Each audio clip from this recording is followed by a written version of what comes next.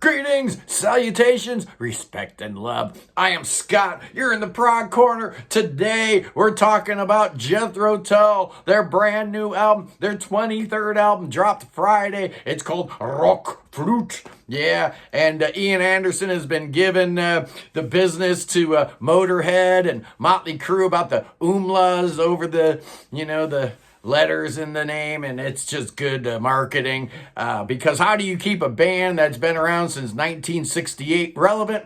I have no idea, but if you look at Jethro Tull, they are one of the final survivors, man. Of the big six, you've only got two left, Yes and Jethro Tull, and they're both on Inside Out. And what's the deal with this new record? Well, last year, the Zealot Gene came out, and I was lukewarm about it. I knew as I listened to it that it wasn't going to make my year-end list.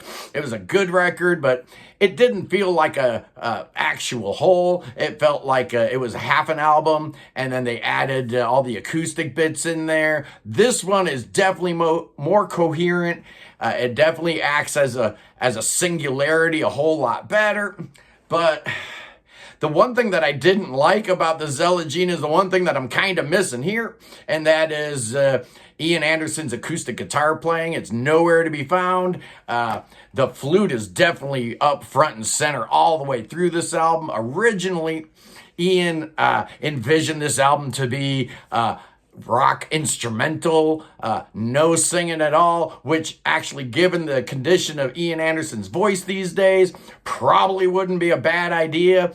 But you can hear that underlying architecture, that underlying concept in the way this thing was built, and that the vocals are not as up front as they were on the Zealot Gene. The flute is way up front, and the electric guitars are definitely more prominent this time around, to the detriment of maybe the rhythm section. I'm not hearing the drums nearly as much as I'd like to. It's a kind of a weird flat mix here, but overall the record sounds good.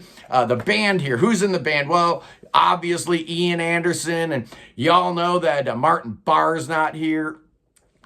He hasn't been in the band since 2012, but you've got David Goodyear and John O'Hara on bass and keyboards, and those two guys have been associated with Ian Anderson for a long, long time. They were on his last couple solo albums, Rupee's Dance and Think Is a Break 2 and Homo Eroticus, all of that stuff.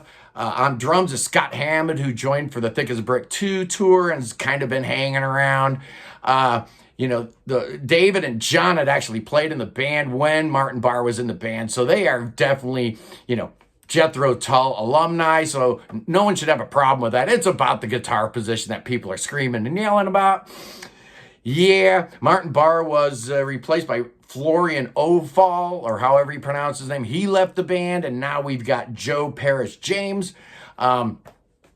This album is leaning real heavy into like Norse paganism, whereas the Zealot Gene was taking ideas from the Bible and looking for stories that kind of related to that. This time around, it's all about Norse mythology and the Nordic gods, the pre-Christian belief system, and it's kind of an interesting idea for an album. I love the album cover, that cave painting kind of stuff going on. Really cool.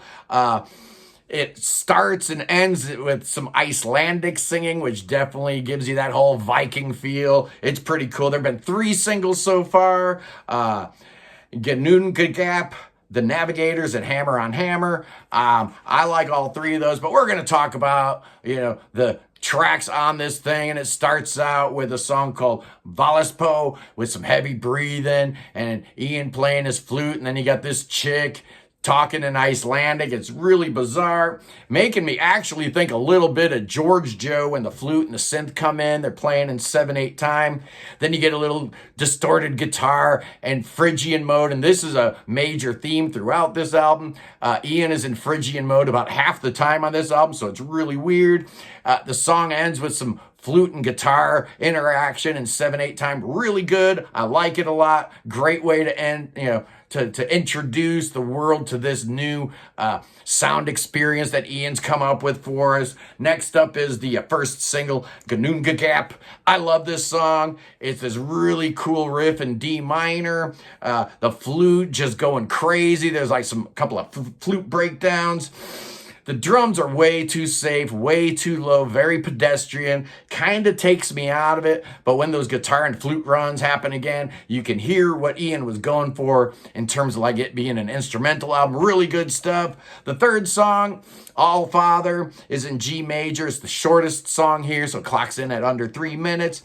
Kind of makes me think of like None Such Era XTC a little bit. And on this particular track, Ian's voice sounds so weak. It kind of takes me out of the whole thing. Next up is the Feathered Consort.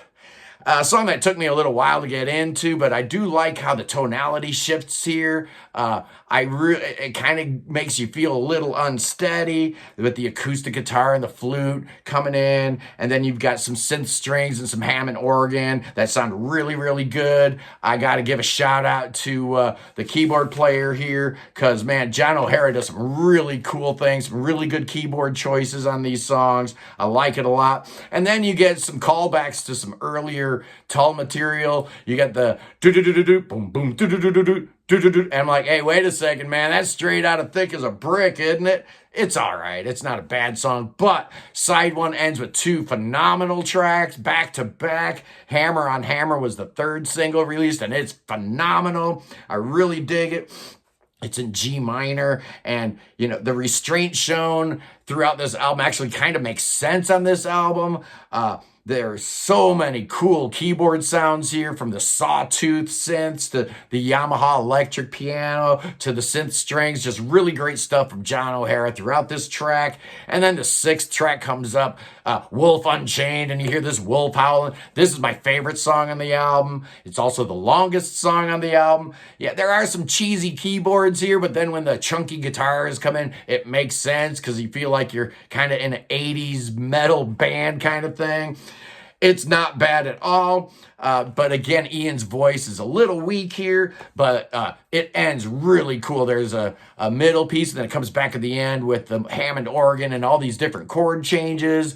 Yeah, it's really a great song, and I really like it, and you can definitely hear where the instrumental ideas for this album are coming forward. Side 2 starts with the perfect ones. Real cute, real beautiful acoustic guitar in 15/8 time. It's an F sharp major, so it's really bright. That's a really nice, shiny, bright key. The electric guitar break is awesome in here, really unexpected, and I like it. Again, Ian's voice, just terrible. Next up is the Trickster and the Mistletoe. I dig this song. It starts out with like this Irish jig in E minor. That's a lot of fun. And then it goes into like a regular rock song in the middle. Again, we're treated to the Phrygian mode, which is found throughout this album. Really great, really great. Is this song undone by a real cheesy synth patch? Yeah, probably is, but I like it. Next up is Cornucopia. It's got this flute and piano melody in F, and the drumming's really soft. It's a beautiful song. It's a short song. It goes in a couple different thematic directions, but it is interesting, leading up to the Navigator, which was the 2nd single that was released. And again, we're treated to the Phrygian mode, this time in C. The synths do some really cool arpeggios here. They're probably sequenced, but they're really awesome, and they really stab through the heart of the song in a really cool way. There's some really nice instrumental breakdowns here, and then you hear like this riff, real low notes being played on, maybe it's a Hammond, I don't know, but some organ playing real low distorted notes towards the end of the song adds just a lot of spice to it and a little bit of sonic character. Really dig it. Next up is the Guardian's Watch, and this is a fun song. It's very classical at the beginning with the flute and an organ playing an F major, and then the vocals come in and we shift to F minor, so it's a really cool shift. And then the intro comes back again, but it's in the minor key, so it's really, really interesting. And then you get some good counterpoint from the guitar player here, playing some really tasty stuff. I wish that section would have gone on a little bit longer, but it's really great, Guardian's Watch. I love it a lot. The final track is it's a volley, and it's a nice, beautiful instrumental intro in C major, and then that woman comes up again speaking in Icelandic, and you think that's it, but no, we have this crazy Prog workup that starts in A minor and goes through all these different tonal shifts. That's a whole lot of fun. Ian sings, and you knew he had to sing one more time, and then you get the very first melody from the first song with the heavy breathing, and Ian, breathing into the mic and, blowing all those weird noises in his flute and all that stuff. You know what he does. It's Ian Anderson. It's RökFlöte. It's 2023, and it's their 23rd album, man. So how do I feel about this? Well, I definitely like it better than the Zealot Gene. Like I said, I'm missing a couple of the acoustic elements from the Zealot Gene, but man, this sounds like Ian Anderson was working really hard, getting some really interesting instrumentation going on this. The songs aren't really that super strong outside of maybe Hammer on Hammer and Wolf Unchained. I love those two songs, but it's just the way he composes the instrumental parts that are really super interesting.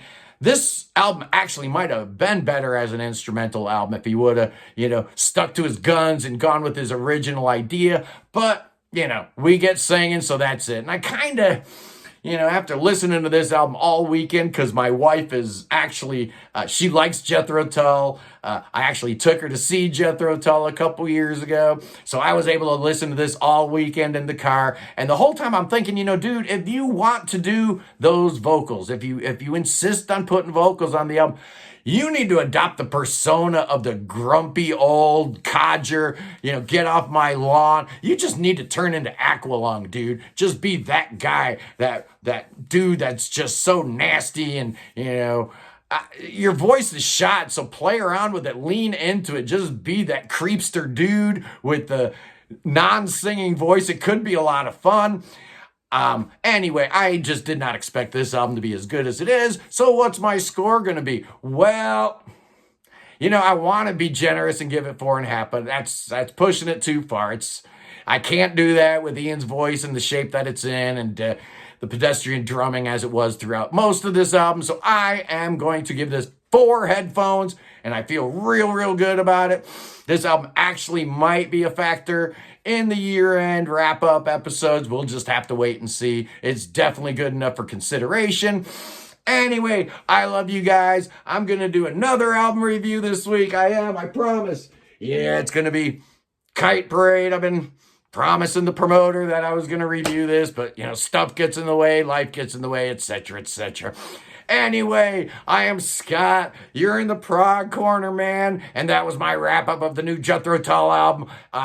I really liked it. I hope you guys do too. I'll see you soon. I am Scott. Peace in the Middle East. And God save the king. Save him. Please save him. And don't come to that coronation, Meghan Markle. Nobody wants you around. Nobody.